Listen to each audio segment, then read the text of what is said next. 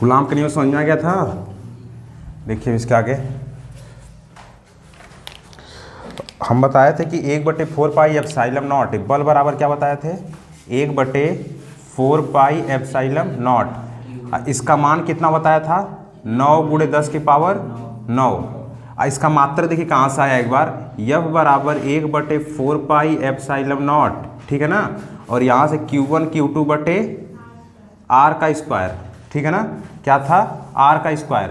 तो अब बताइए कि हमको इसी का मात्रक चाहिए ना, तो इधर जो अब सबको बराबर इधर कर लीजिए। तो F ये किस में, भाग में कि गुणा में, R स्क्वायर भाग में। अब बराबर किधर आएगा तो गुणा में, तो यहाँ पे कर देंगे गुणा में, और ये गुणा में है ना एक दूसरे के। और जब बराबर किधर आएगा तो किस में हो जाएगा, गुणा में। ये क्या हो जाएगा, 1/4 पाई एप्सिलॉन नॉट, ठीक है। अब देखिए बल का मात्रक क्या होगा, बल का मात्रक न्यूटन। ये क्या है, दूरी का मात्रक मीटर, दूरी का मात्रक मीटर। स्क्वायर तो यहाँ पर लगा दिए स्क्वायर, बटे आवेश का मात्रक कूलाम। एक और आवेश है उसका भी मात्रक क्या हो जाएगा, कूलाम। और ये यहाँ से बचेगा 1/4 पाई एप्सिलॉन नॉट। अब इसको एक साथ लिखेंगे, न्यूटन मीटर स्क्वायर प्रति कूलाम कट हो जाएगा, कूलाम का स्क्वायर। ये इसका एप्सिलॉन नॉट का मात्रक हो गया। समझा कैसे निकाला जाता है। फिर से देखिए हमको क्या इसका मात्रक चाहिए। अब बल का मात्रक न्यूटन पता है, ये आवेश का मात्रक कूलाम पता है, आवेश का मात्रक कूलाम पता है। दो आवेश है, ये क्या थे, दोनों आवेशों के बीच की दूरी यही था ना। एक आवेश ये था यहाँ पे Q1 और ये क्या था Q2, इनके बीच की दूरी कितना था, R। तो आवेश का मात्रक, आवेश के बारे में किसने बताया था, कूलाम ने। आवेश के बारे में किसने बताया था, कूलाम ने।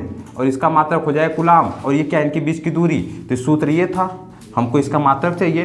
तो अब देखिए इसका मात्रक चाहिए तो बराबर किधर भेजेंगे, तो जो गुणा में भाग में हो जाएगा, जो भाग में किस में हो जाएगा, गुणा में। तो R स्क्वायर किस में था, भाग में। नीचे भाग में थी, बराबर किधर भेजेंगे तो किस में हो जाएगा, गुणा में। ये दोनों गुणा में था तो इधर आ जाएगा भाग में। क्या बचेगा, इधर यही तो बचेगा। मात्रक रख दीजिए, बल का मात्रक न्यूटन, गुणा है तो गुणा लगा दीजिए यहाँ से। और ये क्या है, दूरी का मात्रक, गुड मॉर्निंग, इसका क्या हो जाएगा, दूरी का मात्रक मीटर, यहाँ स्क्वायर, यहाँ क्या हो जाएगा स्क्वायर। आवेश का मात्रक कूलाम। सबको एक साथ लिख दीजिए, क्या लिखेंगे, न्यूटन मीटर स्क्वायर, बटे का मतलब प्रति, कूलाम दूर है तो कूलाम का स्क्वायर। यहाँ से इसका मात्रक हो गया। यानी जब भी आप लोग लिखेंगे तो ऐसे लिखेंगे 1/4 पाई एप्सिलॉन। ये जो ऐसे लिखा हो ना ई बनाकर, इसे बोलते हैं एप्सिलॉन। क्या बोलते हैं, एप्सिलॉन। और जीरो बोल देते हैं नॉट, या तो जीरो भी बोल सकते हैं, कोई गलत नहीं कहेगा। एप्सिलॉन जीरो या तो एप्सिलॉन नॉट है, समझ में। तो अब देखिए अब कोई पूछेगा इसका मान बताइए, तो आप कहेंगे 9 × 10 की पावर 9। आई मात्रक को यहाँ पे रख दीजिएगा, न्यूटन मीटर स्क्वायर प्रति C का स्क्वायर, मतलब कूलाम का स्क्वायर। आया समझ में। अब देखिए हम आपको इसका मात्रक ये बता दिए वाला। अब देखिए अब आपसे पूछेगा कि इसका मात्रक बता, इसका मान कितना होता है, एप्सिलॉन नॉट का मान। आया समझ में, यहाँ तक पूरा समझ में आया है।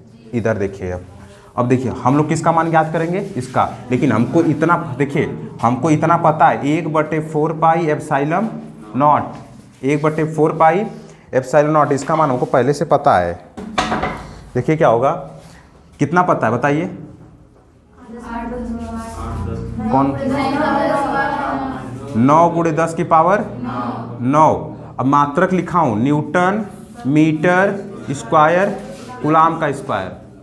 यानी याद करने का ट्रिक कैसे याद रखिए, ये जैसे न्यूटन को नाप दीजिए मीटर में, न्यूटन को माप देंगे मीटर को, अब कूलाम को नीचे बैठा देंगे।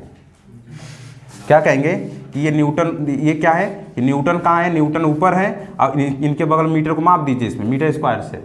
यानी ऐसे न्यूटन का क्षेत्रफल, न्यूटन का मापिए क्षेत्रफल, न्यूटन का मापेंगे क्षेत्रफल, और नीचे बैठेगा कौन, कूलाम। तो क्षेत्रफल का मात्रक मीटर का स्क्वायर, तो न्यूटन मीटर के स्क्वायर बटे कूलाम का स्क्वायर। आया समझ में, ये इस तरह। अब देखिए अब हमको बस इसका मात्रक पूछना है, एप्सिलॉन नॉट का, ठीक है ना। तो जब हमको इसका मात्रक चाहिए एप्सिलॉन नॉट का, तो क्या करेंगे, एप्सिलॉन नॉट को हम लोग क्या लिख सकते हैं, बाकी सबको देखिए इन सबको एप्सिलॉन नॉट को रोक लीजिए। क्या करेंगे, या तो ऐसे भेज दीजिए, मैं बता रहा हूँ, इसको हम ऐसे लिख सकते हैं 4 गुणे पाई गुणे एप्सिलॉन नॉट, क्योंकि सबके बीच में गुणा है ना, और इधर कौन है 9 गुणे 10 की पावर 9। अब देखिए इसी का मात्रक चाहिए, इसको इधर भेजिए, बाकी सबको इधर कर लीजिए। तो यहाँ से लिखेंगे 1, यहाँ देखिए 4 पाई और उसको उधर भेजेंगे, उसको नीचे भेजेंगे, बुला लेंगे, तो 9 गुणे 10 की पावर 9 और ये हो जाएगा एप्सिलॉन नॉट। समझ में आया यहाँ तक? अब इसको सॉल्व कीजिए, 4 का 4, अब पाई का मान कितना होता है 3.14 और 9 गुणे 10 की पावर 9 और ये हो जाएगा एप्सिलॉन नॉट। यहाँ तक समझ में आया सबको? अब देखिए इसको कैसे लिखेंगे, 1 बट यहाँ से 4 314 लिखेंगे, क्यों? और दशमलव को जब यहाँ से हटाएंगे तो ऊपर कितना जीरो बढ़ाएंगे 2 जीरो, और इसको ऊपर भेज दीजिए पावर को, तो 10 की पावर माइनस का 9। यहाँ तक समझ में आया? यहाँ तक समझ में आया सबको? अब यहाँ से कितना बचेगा 9, ये क्या हो जाएगा एप्सिलॉन नॉट। अब क्या करेंगे सुनिए, इसको सॉल्व करेंगे, इस पूरे को सॉल्व करेंगे, या तो देखिए इस पूरे को आप लोग सॉल्व कीजिएगा, इसका आंसर आएगा 8.85 गुणे 10 की पावर माइनस 11, ये हो जाएगा एप्सिलॉन नॉट इसका मान। इसको जब नीचे को आप लोग सॉल्व करेंगे ना, तो ये देखिए ऊपर जाकर माइनस का 9 और ये ऊपर जाकर 100 प्लस का 100, तो प्लस का 100 माइनस का 9 कुल कितना माइनस का 7 हो जाएगा। और जब इसका भाग देंगे तो 0.7 अंक बाद इधर आ जाएगा, तो 7 और 4 7 4 कुल कितना हो जाएगा 11, 10 की पावर 11 और इसका गुणा करेंगे तो ये पूरा इतना आ जाएगा। ठीक है ना? इसको जब गुणा करेंगे कितना आ जाएगा, इसका मात्रक क्या होगा, इसी मात्रक का, देखिए ये पूरा मात्रक किसका था, इनका मात्रक था। सुनिए ये पूरा किसका था, इसका मात्रक, हमको इसका मात्रक चाहिए। इधर देखिए 1/4 पाई एप्सिलॉन नॉट और ये हो जाएगा न्यूटन मीटर स्क्वायर प्रति कूलाम का स्क्वायर, ऐसे लिखेंगे न्यूटन मीटर का स्क्वायर प्रति कूलाम का स्क्वायर। तो अब क्या करेंगे, 4 का मात्रक होता है, कोई संख्या का मात्रक होता है, पाई का मात्रक होता है, पाई भी तो संख्या है 22/7, तो इसका मात्रक नहीं होता है। यानी हमको 1/, इसका मात्रक पता है इतना, किसका मात्रक चाहिए, बस इतने का मात्रक चाहिए ना। इसको पलट दीजिए, तो पलटेंगे तो एप्सिलॉन नॉट इसका हो जाएगा, नीचे 1 आ जाएगा, 1 का मान कुछ नहीं होता है। इसको भी पलट दीजिए, तो इसका लिखेंगे कूलाम का स्क्वायर बटे न्यूटन मीटर स्क्वायर, ये इसका मात्रक हो गया। यानी इसी का उल्टा कर देंगे तो इसका मात्रक हो जाएगा। इसका मान कितना होता है 8.85 गुणे 10 की पावर माइनस 11 की 12 कीजिए, आया समझ में? अब इसके बाद उतार लीजिए, ये था, इसका मान समझ में आया आज तक? चलिए इधर देखिए, इसके बाद देखिए वैद्युत बल और गुरुत्वाकर्षण बल की तुलना क्या है। तो वैद्युत बल को तो समझे ये समझ में आया वैद्युत बल क्या होता है, वैद्युत बल, और ये देखिए दोनों बल क्या है। तो ये इसमें ये देखेंगे, देखिए पहला पॉइंट देखिए क्या, इसमें क्या देखेंगे ये बताइए। पहले इसमें लिखेंगे कि वैद्युत बल, ध्यान से देखिएगा बात मत कीजिए, वैद्युत बल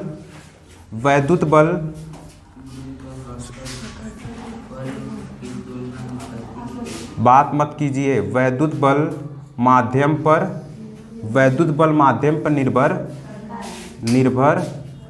करता है और करता रहेगा। वैद्युत बल माध्यम पर निर्भर करता है, लेकिन परंतु गुरुत्वाकर्षण बल क्या होता है, गुरुत्वाकर्षण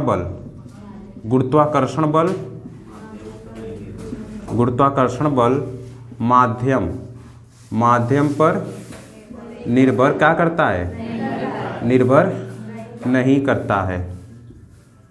क्या करता है, नहीं करता है।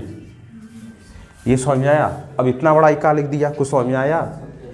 सुनिए इधर मत करिए, इधर देखिए क्या है, वैद्युत बल माध्यम पर निर्भर करता है परंतु गुरुत्वाकर्षण बल माध्यम पर निर्भर नहीं करता। इसका मतलब क्या है, इधर देखिए, जैसे कि मान लीजिए कि ये दीवार है, क्या है, मान लीजिए कि ये बोर्ड है। अब इस दीवार मान दीवार है, ये पूरी दीवार है, दीवार के पीछे ट्रांसफार्मर रखा है। क्या रखा है, ट्रांसफार्मर, और ट्रांसफार्मर बहुत बड़ा ट्रांसफार्मर रखा है, ठीक है ना। तो ये बताइए क्या उससे ट्रांसफार्मर से इधर करंट आ जाएगा दीवार की इधर? कहीं आप लोग देखे होंगे या रोड के किनारे कहीं भी ट्रांसफार्मर रखा होगा तो उसको चारों तरफ से दीवार बनाकर उसको मतलब ढक दिया गया होगा, और वो भी ढका होगा ईंट से, ढका होगा, लोहे से नहीं ढका होगा, ठीक है ना। तो ये क्या है कि मान लीजिए कि ट्रांसफार्मर है, इसको हम लोग चारों तरफ से ढक देंगे तो क्या इसका करंट बाहर निकलेगा? तो ये दीवार इसकी क्या हो गई? इसकी माध्यम हो गई, मतलब ये माध्यम पर निर्भर करता है। अगर माध्यम से उसको ढक देंगे तो बाहर नहीं निकलने वाला है। पृथ्वी के ऊपर दीवार बिछा दें तभी मारकर नीचे नहीं जाएगा, जाएगा ना।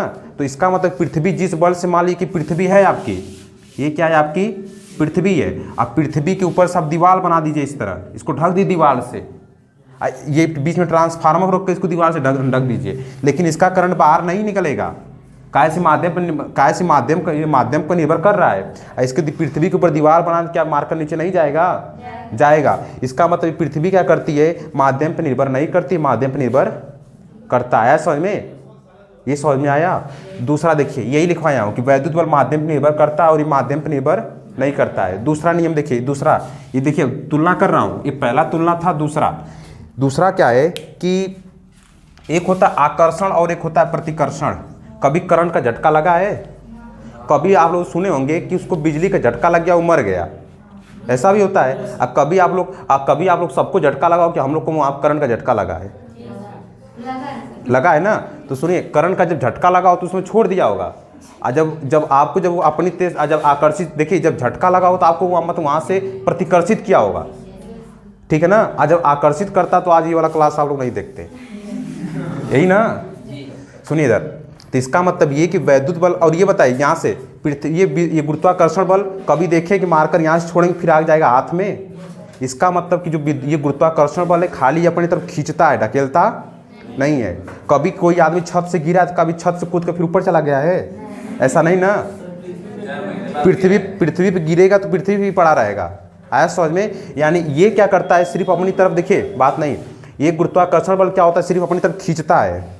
आया समझ में? और ये क्या करता है, वैद्युत बल खींचता भी है और ढकेलता भी है, यही ना कहेंगे। झटका भी देता है और अपनी तरफ खींच भी लेता है, कभी कभी छोड़ता भी नहीं है, ठीक है।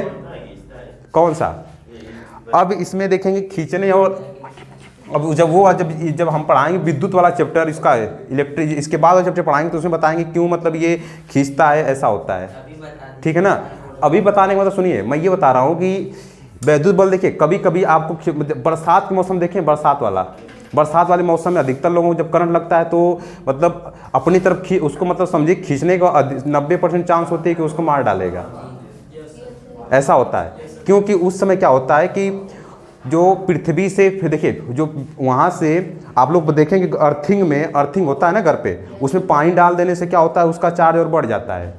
अब बरसात के मौसम में क्या है कि उसके ट्रांसफार्मर की जो अर्थिंग होता है उसमें अगर पानी चल जाता है तो उसका क्षमता और बढ़ जाती है। तो यही कारण है कि बरसात में उसकी, अब देखेंगे बरसात में इतना तेज लाइट आती है बल्ब फ्यूज हो जाते हैं। काहे कि उसका अर्थिंग में क्या होता है कि जितना उसको पानी चाहिए उतना चला जाता है और उसकी क्षमता बढ़ जाती है। इसीलिए जो घर में करंट आता है, घर में करंट आने के कारण क्या होता है, उसका मान बढ़ जाता है, इसीलिए अपनी तरफ उसको जल्दी से खींच लेता है, छोड़ता भी नहीं है। अब इस समय क्या है कि इस समय लाइट देखिए बहुत कम आ रही है, क्योंकि वहाँ की ट्रांसफार्मर के चारों तरफ किनारे के एरिया एकदम मतलब नम नहीं है, पथरीली हो चुकी है। इसमें इसका चैप्टर, इसका मतलब ये था कि गुरुत्वाकर्षण बल, और इसका मतलब तुलना बताया था। पहला क्या है कि निर्भर करेगा, दूसरा निर्भर नहीं करेगा। इसमें आकर्षण होगा, प्रतिकर्षण केवल इसमें क्या होगा कि वैद्युत बल आकर्षण भी होगा और प्रतिकर्षण भी होगा। ये समझ में आया? क्या लिखेंगे इसमें बताइए? लिखेंगे वैद्युत बल, क्या लिखेंगे? वैद्युत बल आकर्षण एवं प्रतिकर्षण दोनों बल होता है। क्या होता है? दोनों बल होता है। और गुरुत्वाकर्षण बल में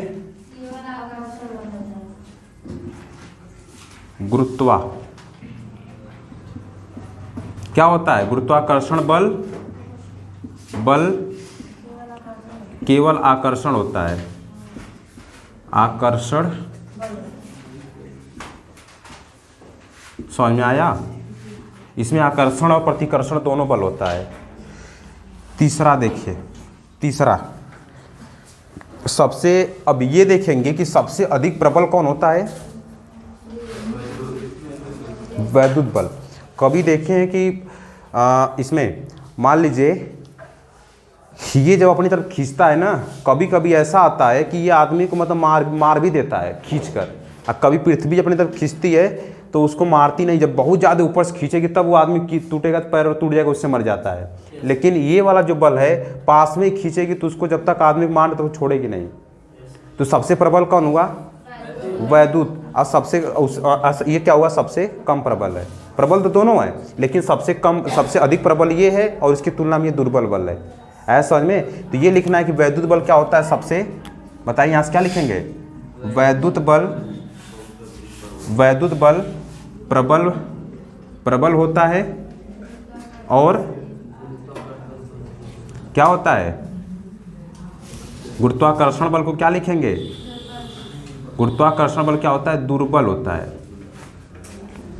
समझ में आया? ये था इसका 3 पॉइंट में तुलना। पहला पॉइंट क्या है? ये सब याद करेंगे, ये सब याद करने वाला है।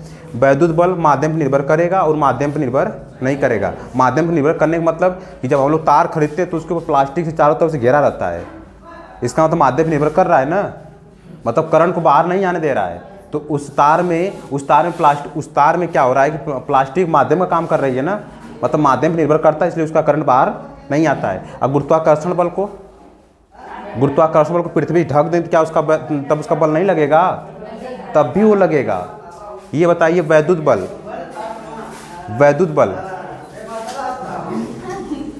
ये बताइए वैद्युत बल आकर्षण प्रतिकर्षण दोनों होता है और उसमें क्या गुरुत्वाकर्षण बल केवल आकर्षण। ये बताइए वैद्युत ये वाला, ये सबसे अधिक प्रबल होता है, वो सबसे दुर्बल होता है। ये 3 ठो अंतर था। ठीक, अब इसी के आगे क्लास को बंद। अब इसके नेक्स्ट क्लास में इसको बंद कर दीजिए।